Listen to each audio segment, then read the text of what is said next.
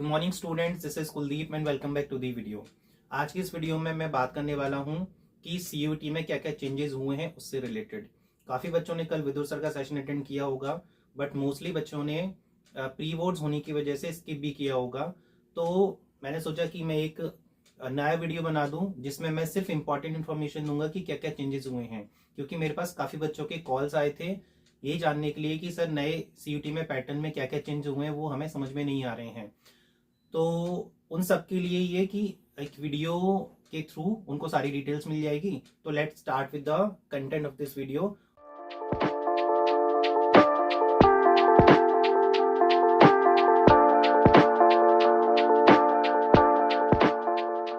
नहीं, सीयूटी के चेंजेस होने से पहले आपको ये इंपॉर्टेंट है कि आप सबको ये पता होना चाहिए कि सीयूटी का पैटर्न क्या है। तो इसीलिए मैंने सोचा था कि इस वीडियो को मैं बोर्ड पे समझाने की कोशिश करूंगा, क्योंकि इसमें थोड़ा लिखने की जरूरत पड़ेगी कंटेंट की। तो उससे पहले तो स्टार्ट करते हैं। सबसे पहले सीयूटी का पैटर्न क्या है। एज यू ऑल नो, क्योंकि आपने काउंसलिंग्स में सीयूटी का पैटर्न तो समझा ही होगा, जिसने भी जहां जहां भी एनरोल किया है एडुमेंटोर में अलग अलग ब्रांचेस में, तो सीयूटी का पैटर्न तो समझा ही गया होता है। तो सीयूटी इज लाइक दिस। इसमें तीन चीजें होती हैं, आपको सबको पता है। पहला होता है लैंग्वेज वाला पार्ट, दूसरा होता है डोमेन वाला पार्ट, और तीसरा होता है जीएटी वाला पार्ट। ये तीन टॉपिक सब सेक्शंस होते हैं इसमें GAT is general aptitude test, जो पहले से जनरल टेस्ट बोला जाता था, अभी उसको जनरल एप्टीट्यूड टेस्ट कंप्लीट नाम दे दिया है। डोमेन्स हमेशा से 12th के सब्जेक्ट्स रहे थे अभी के हिसाब से। और लैंग्वेजेस में बच्चा जो भी अपनी लैंग्वेज पढ़ रहा है सालों से, लाइक इंग्लिश, कोई संस्कृत, कोई मैथिली, कोई हिंदी, तो ये सारी वो लैंग्वेज है जो बच्चा चूज कर सकता था। ये तो रहा सीयूटी का पैटर्न। अब इसमें क्या क्या चेंजेस हुए हैं मैं ट्राई करता हूँ आपको एक टेबल बना दूं, जिससे थोड़ा इजी समझ में आ जाएगा कि पहले क्या था और अब क्या था। राइट, तो टेबल समझने से, बनाने से थोड़ा इजी समझ में आ जाएगा कि what were the previous things and what are the current things. तो इसमें अगर मैं ऐसे बताऊं, ये प्रीवियस वाली चीजें थी और ये करंट वाले हैं जो चेंजेस हुए हैं वो हैं। तो पहला जो चेंज है दैट इज, पहला कि पहले 6 सब्जेक्ट्स बच्चा चूज कर सकता था, अभी वो रिड्यूस होके 5 हो गए हैं। कैसे कि इंग्लिश हो गया, डोमेन हो गया, और आपका तीसरा जीएटी हो गया। तो जीएटी रिमेन सेम 1। डोमेन जो थे वो 29 से रिड्यूस होके 26 हो गए हैं। लैंग्वेजेस 33 से रिड्यूस होकर 13 हो गई हैं। तो अगर हम इसको काउंटिंग करेंगे, अगर इसको, तो दैट विल बी 63। इसको काउंट करेंगे तो दैट वुड बी 37 ओनली। तो ये तो एक तो हो गया, ये रिड्यूस होकर आया है। तो पहले से 6 सब्जेक्ट्स होते थे, like English plus 4 domain plus 1 GAT. यहां पे English plus 3 domain plus 1 GAT. Right, पहला चेंज। दूसरा चेंज है कि पहले हाइब्रिड मोड होता था, अभी होता है सिर्फ सीबीटी होगा। हाइब्रिड मोड मतलब पेन पेपर पे भी और कंप्यूटर पे भी। तो उन्होंने अभी चेंज करके सीबीटी पैटर्न कर दिया है। ऑल्दो जब सबसे पहले सीयूटी स्टार्ट हुआ था तब भी कंप्लीटली सीबीटी था, फिर उन्होंने बीच में हाइब्रिड कर दिया 2 साल के लिए। अब ये this is 4th year then again, अब उन्होंने चेंज करके सीबीटी कर दिया, यानी कंप्यूटर बेस्ड टेस्ट। अब इसमें काफी बच्चे ये कंफ्यूज हो रहे थे कि सर कंप्यूटर बेस्ड टेस्ट होगा तो घर पे होगा। घर पे पेपर नहीं होगा, आपको सेंटर पर ही जाना पड़ेगा और वहां पे आपको कंप्यूटर लैब्स में बिठाया जाएगा, आपको पर्टिकुलर अपना सिस्टम दिया जाएगा, वहां पर आपको पेपर देना है। हाइब्रिड के बाद में नेक्स्ट होगा, पहले सिर्फ 12th के सब्जेक्ट से ही बच्चे अपने डोमेन्स उठा सकता था, अभी out of the 12th class भी बच्चा ले सकता है, इररिस्पेक्टिव ऑफ 12th क्लास।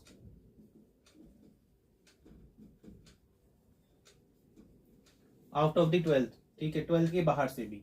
ये अगला चेंज है। नेक्स्ट आ गया, यहां पे मैं सजेस्ट करने की कोशिश करूंगा कि जो बच्चे ने 12th में जो सब्जेक्ट पढ़े हैं, अगर बच्चा उनको लेकर प्रिपरेशन करता है तो स्कोर अच्छे आने के ज्यादा चांसेस हैं, रिस्पेक्टिव कि अगर वो कोई नया टॉपिक उठा रहा है, नया सब्जेक्ट ले रहा है और उसको पूरा पढ़ेगा, बिकॉज आपके पास ऑलरेडी टाइम कम है, सिर्फ 1 महीने का मोस्ट टू मोस्ट। और उसमें भी फिर अगर आप कोई नया सब्जेक्ट उठाओगे, उसकी तैयारी करोगे, उसके टेस्ट दोगे, रिवीजन करोगे, डाउट्स लोगे, तो उसके लिए टाइम कम पड़ जाएगा और चांसेस है कि उसमें स्कोर कम रह जाए। तो इसलिए जो सब्जेक्ट्स आपने ऑलरेडी 12th में पढ़ा हुआ है, कंप्लीटली पूरे साल पढ़ा हुआ है, उस पर आपने टेस्ट भी दिए, यूनिट टेस्ट आपके पास, प्री बोर्ड्स, बोर्ड सब दिए, तो यहाँ पे जो सब्जेक्ट्स आप 12th के लेकर अगर पेपर दोगे तो वो ज्यादा इजी है। तो ए मेजर चेंज ये है कि जो बच्चा 12th के सब्जेक्ट्स हैं डोमेन बच्चा ले सकता था, अभी यहाँ पे आउट ऑफ दी 12th ले सकता है, आउट ऑफ दी 12th। ठीक है, नेक्स्ट आपका आएगा ड्यूरेशन। पहले 45 मिनट्स टू 60 हुआ करती थी पहले, और अभी ये स्टैंडर्ड होके 60 मिनट्स हो जाएगा टाइम सबका। पहले जैसे अकाउंट जैसे बीएसटी था तो 45 मिनट्स का मिलता था टाइम पीरियड, अभी और मैथ्स के लिए मिलता था 60 मिनट, जीएटी के लिए 60 मिनट्स, तो अभी सबका नॉर्मल स्टैंडर्ड साइज कर दिया 60 मिनट्स। पहले जो क्वेश्चंस होते थे वो 60 होते थे जिसमें से 50 करने पड़ते थे अभी, और 50 होते थे जिसमें से कि 40 करने पड़ते थे। तो ऑप्शन हुआ करता था मेजर ऑप्शन, अभी यहाँ पे नो ऑप्शन है, ऑल क्वेश्चंस आर कंपल्सरी। तो अगर आपको 50 क्वेश्चंस मिलेंगे तो 50 ही करने पड़ेंगे।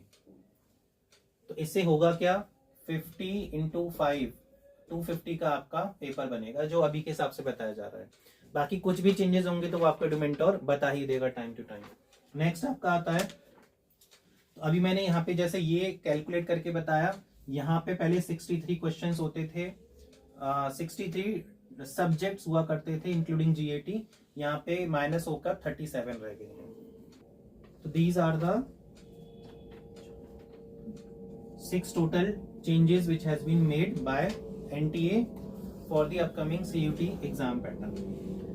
ये मेजर चेंजेस है। इसी की वीडियो कल विदुर सर ने, इसी का एक्सप्लेनेशन कल विदुर सर ने अपने सेशन में दिया था, और शायद इससे ज्यादा डीपली बताया होगा। मैंने थोड़ा इजी और क्रक्स करके बता दिया ताकि बच्चे को इजीली समझ में आ जाए। आई होप ये चेंजेस समझ में आ गए होंगे। यही मेजर कंक्लूजन था जो अभी तक का CUT के पैटर्न्स पे चेंजेस की बात चल रही थी। ये मेजर चेंजेस हैं। अब इसके बाद में बता देता हूं कि जो डोमेन टॉपिक्स हटाए हैं और जो डिलीटेड लैंग्वेजेस हैं वो कौन कौन सी हैं। हालांकि उससे आपको कोई मतलब नहीं है, बट ये कि सब्जेक्ट जो डिलीट हुए डोमेन एटलीस्ट वो तो पता लग जाए, क्योंकि जो सब्जेक्ट फिर आप पिक ही नहीं कर सकते तो उसका स्कोर कैसे लगेगा ये अभी भी बताना बाकी है बाय CUET, वो अभी पता नहीं चला है। पर जो टॉपिक्स जो डोमेन्स डिलीट करे हैं, अगर वो डोमेन बच्चा नहीं उठा सकता, वो लिस्ट में है ही नहीं है, तो उसका इवैल्यूएशन GAT के बेसिस पे होगा, GAT के स्कोर पे, जो अभी बताया जा रहा है। ठीक है, बाकी कंफर्मेशन और अभी बाद में आएंगे, जो भी रिवीजन होगा तो पता चल जाएगा। ठीक है, तो जो डोमेन्स डिलीट हुए हैं वो थोड़ा इंपॉर्टेंट है, क्योंकि कौन से डिलीट हुए हैं ये बच्चों को पता होना चाहिए, क्योंकि वो सब्जेक्ट बच्चे के पास 12th में हो सकते हैं। तो पहला तो हो गया एंटरप्रेन्योरशिप, दूसरा हो जाएगा आपके पास में फैशन स्टडीज, तीसरा हो जाएगा आपके पास में tourism, fourth would be legal studies, fifth would be engineering graphics,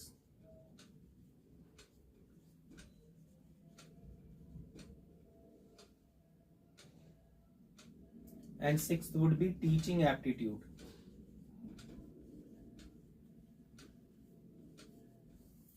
ये हैं डिलीटेड टॉपिक्स,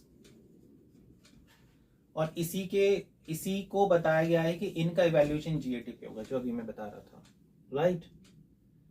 और जो लैंग्वेजेस हैं जो डिलीट मारी हैं वो मैं लिख नहीं रहा हूं, मैं सिर्फ आपको एक बार बता देता हूं। इसमें से फॉरेन लैंग्वेजेस हैं French, Spanish, German, Nepali, Persian, Italian, Arabic, Sindhi, Kashmiri, Konkani, Bodo, Dogri, Maithili, Manipuri, Santhali, Sanskrit, Tibetan, Japanese, Russian and Chinese. ये 13 ये लैंग्वेजेस हैं जिनको डिलीट किया गया है। तो उसके बाद में सिर्फ बचती है 13 जो आप पिक कर सकते हो अपने एग्जाम में देने के लिए। तो ये सारे मेजर चेंजेस थे। इन्हीं चेंजेस के बेस पे अब आगे का एग्जाम बनेगा। बाकी जो भी कुछ भी चीजें रिवीजन में आएंगी या कुछ रिवाइज होगा, कुछ नोटिफिकेशंस आएंगे तो आपको पता लग जाएगा। और नोटिफिकेशन में ये भी आया है कि आपका जो फॉर्म निकलेगा that would be in the mid of Feb, और जो पेपर कंडक्ट होगा वो मई के 10th और 15th से शुरू हो जाएगा। 10th और 15th मई से पेपर होने के चांसेस हैं। तो आपके पास ऑलरेडी टाइम कम है, तो जो बच्चे नहीं पढ़ रहे हैं, सीयूटी के लिए सीरियस नहीं है, they should serious at this time. CBSE is important, no doubt, but अभी भी बैलेंस करके चलेंगे तो काम बन जाएगा, क्योंकि अभी भी आपके पास टाइम है। बिल्कुल ही टाइम खत्म हो जाएगा तो थोड़ा सा दिक्कत है। तो आई होप ये चेंजेस है, मतलब these are the major changes, और सिर्फ इसी के बेस पे ही आपका भी सीयूटी का पेपर आने वाला है। आई होप पूरी चीजें समझ में आ गई होंगी, नहीं भी आई होंगी तो आप फिर पर्सनली कॉल कर सकते हैं 9958313057 और उस पर मुझे बता सकते हैं। और जिन बच्चों ने काउंसलिंग नहीं ली है, जो बच्चे काउंसलिंग लेना चाहते हैं डिटेल में, मैं राजौरी गार्डन वाली ब्रांच में बैठता हूँ, बच्चे आ सकते हैं। और जो बच्चे पढ़ रहे हैं वो अपने फ्रेंड्स को रेफर कर सकते हैं। So thanks for watching the video, for your patience, thanks a lot.